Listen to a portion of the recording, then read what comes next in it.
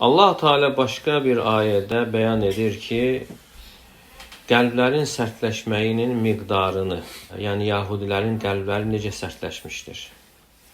ثُمَّ قَسَتْ قُلُوبُكُمْ مِنْ بَعْدِ ذَلِكَ Və bundan sonra sizin qəlbləriniz sərtləşdi. فَهِيَ كَالْحِجَارَةِ أَوْ أَشَدُّ قَسْوَةً Daşlar kimi və daşdan da daha sərt oldu. وَإِنَّ مِنَ الْحِجَارَةِ لَمَا يَتَفَجَّرُ مِنْهُ الْأَنْهَارِ Yəni elə daşlar vardır ki, onların içərisindən çaylar fışqırır. وَإِنَّ مِنْهَا لَمَا يَشَّقَّقُ فَيَخْرُجُ مِنْهُ الْمَاءِ Və elə daşlar da vardır ki, yarılaraq içindən su çıxır. وَإِنَّ مِنْهَا لَمَا يَهْبِطُ مِنْ خَشْيَةِ اللّٰهِ Və elə daşlar da vardır ki, Allahın qorxusundan yerə düşür.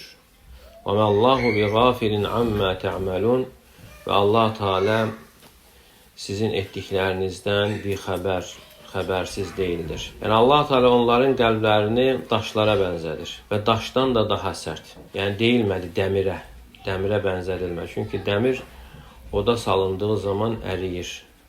Amma daşlar isə odda da ərimir. Yəni onların qəlblərini Allah Teala daşlara bənzədir, daşdan da daha sərt. Çünki daş yağılır, içindən su çıxır və daşlar Allah qorxusundan yerə düşür.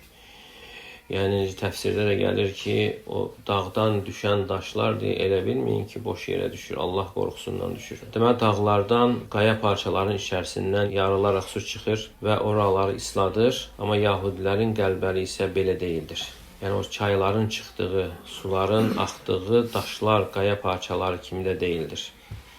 Yəni bunların qəlbləri xeyirlə islanmır. Yəni həqiqətən bu çox təhlükəli bir haldır. Və buna görə də onların bu etdiyi hərəkətlər, müsəlmanlara qarşı edilən hərəkətləri də qəribə deyildir.